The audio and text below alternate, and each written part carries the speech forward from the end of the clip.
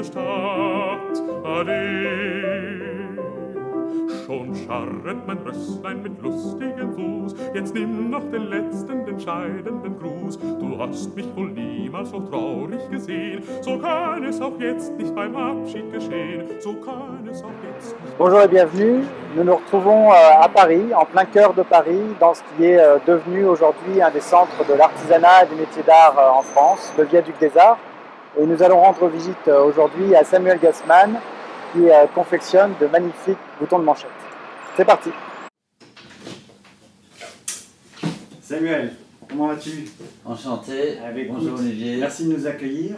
T'es vraiment bien installé ici. Je te remercie. Nous voici dans ton antre. Bon bah oui, c'est ici que je fais mes boutons de manchette toute la journée. Voilà. Je vais essayer de vous les présenter en quelques mots. Mesdames et messieurs, Samuel Gassman, deux particularités. La première, c'est qu'il sourit toujours. Il est toujours heureux. Ça, c'est pas vrai. Et la deuxième, c'est qu'il fait ses boutons de manchette à la main. Et c'est ce que tu vas nous montrer maintenant. Ça, c'est vrai. Alors, avec grand plaisir. Alors Samuel, nous voilà en plein milieu de ton atelier, sur une de tes tables de travail. Il y en a plusieurs. Et tu nous as préparé un petit assortiment de la collection actuelle, voilà. Des boutons de manchette que tu réalises. Voilà. Alors là, bon,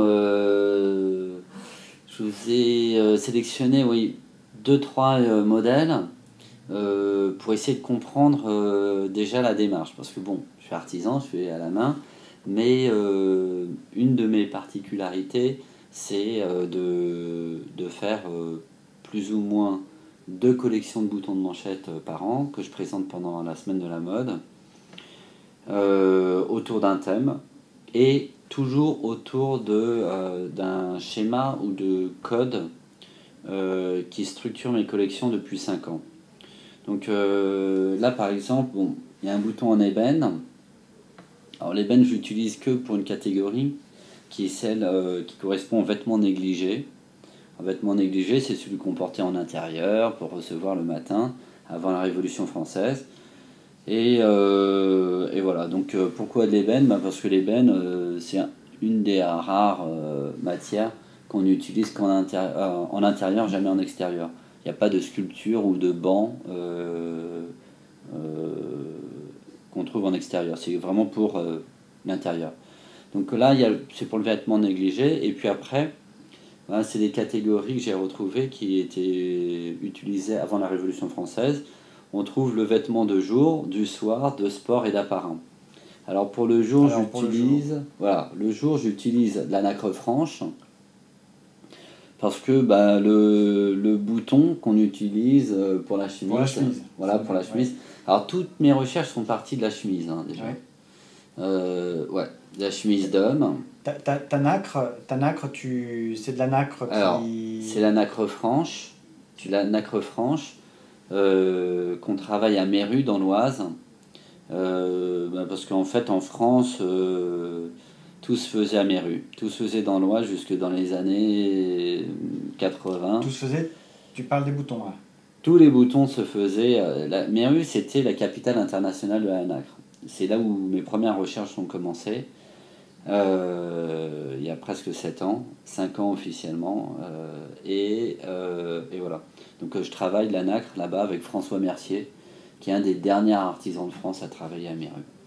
Donc pour le jour, nacre franche, parce que ton bouton il est blanc, parce que la nacre franche elle est blanche. Ouais. Et aujourd'hui, bon, il est peut-être en plastique, mais on essaye de faire comme si c'était la nacre franche. Ouais. Alors moi, ce que j'essaye de faire à chaque fois, c'est revenir à l'origine et d'essayer de faire des choses en disant si le monde allait bien, on devrait faire ça et rien d'autre. Donc par exemple, lui, c'est un archétype de jour.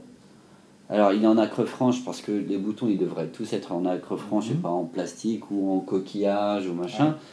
Ouais. Et ils devraient tous être comme ça parce que le bouton il est blanc grâce à cette matière, nacre franche. Ensuite, il fait 11 mm de diamètre parce que tous les boutons font 11 mm de diamètre. Ça a été décidé dans l'Oise plus ou moins au milieu du 19e siècle. Donc c'est des standards qui sont encore en vigueur aujourd'hui. Hein. Toujours en vigueur aujourd'hui. Pas seulement en France, mais dans le monde entier. entier. Et il y a 4 trous comme pour ton bouton de chemise.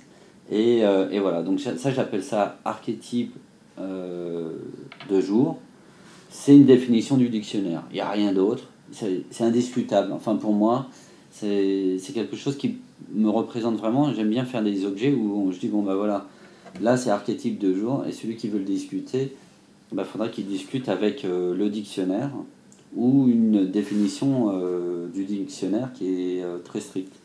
Alors après on le retrouve en soir, en négligé, en apparat, etc. Ouais. Et je change les matières plus que les formes. C'est une définition qui va se décliner pour le soir, ça va être de la nacre grise, qu'on retrouve ici sur le paysage. Pour le sport, j'utilise que de la porcelaine, qui est une matière neutre sur laquelle je peux appliquer une couleur, comme un drapeau pour une nation ou un numéro pour évoquer qui vous êtes dans une équipe. Donc voilà, j'utilise que de la porcelaine. Et pour l'apparat, j'utilise des matériaux anciens que je trouve au puces, que je chine et que je retravaille. Donc là, il y a un bouton que j'ai fait avec une pâte de verre que j'ai trouvé au puces. Là, il y a une sorte de motif floral qui correspond à la notion de paysage, qui est le thème de cette année. D'accord. On va regarder plus en détail tous ces boutons, mais tes sources d'inspiration, là on va le montrer, il y a des paysages qui sont gravés sur certains des boutons. Là, la pâte de verre, c'est encore une sorte de mosaïque, mais quelles sont tes sources d'inspiration? Alors, on a bien compris qu'il y avait cette recherche historique, de références historiques, un certain classicisme, mais que tu fais évoluer, que tu adaptes à nos jours. Et tes sources d'inspiration, au-delà de cet aspect historique, est-ce que c'est le matin quand tu te lèves? Est-ce que c'est quelque chose de plus construit, plus de l'émotion, plus de l'analyse? Alors, moi, à la base, je suis historien de l'art. Après, j'ai pris des chemins. Voilà, j'étais journaliste spécialisé en art contemporain. Mes sources d'inspiration viennent de là. Là, j'ai fait, par exemple, cette année, le thème, c'est le paysage, comme j'ai dit. Et là, il y a un paysage de jour, paysage du soir, qui reprennent mes codes, c'est-à-dire nacre franche, nacre grise, lié en argent pour la journée, lié en bronze pour le soir. Mais voilà, j'ai voulu dire, un paysage, qu'est-ce que c'est en art? Là, c'est un format horizontal. Donc, je me suis amusé à dire, une paire de boutons de manchette, c'est par deux, sauf que si je veux évoquer le format paysage, qui est horizontal, si je m'amuse à rajouter un troisième bouton, on est vraiment sur une présentation horizontale et sur laquelle je me suis amusé à dire paysage de jour, paysage de soir, qu'est-ce que ça peut être? J'ai évoqué là un déjeuner, ici un dîner, donc là le dîner, on est dans le soir, là c'est le déjeuner, et la source d'inspiration, c'est le déjeuner sur l'herbe d'un côté, et c'est la scène de Léonard, le dernier, c'est la scène là, c'est le dîner, et donc on est dans un dîner. Alors c'est deux choses.